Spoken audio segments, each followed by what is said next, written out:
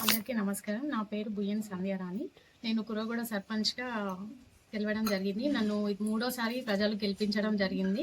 దానికి మా కురగూడ గ్రామ ప్రజలందరికీ కూడా నేను ధన్యవాదాలు తెలియజేసుకుంటున్నాను. ఎందుకంటే నేను మూడోసారి గెలవడం అంటే మామూలు కాదు, నా విజయం కాదు, ఇది నా ప్రజల విజయము.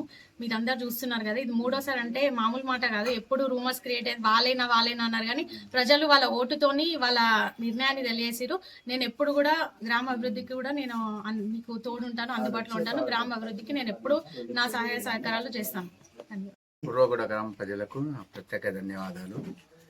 ప్రజలు మాకు మూడోసారి పట్టం కట్టినందుకు ప్రత్యేక ధన్యవాదాలు తెలుపుకుంటున్నాను.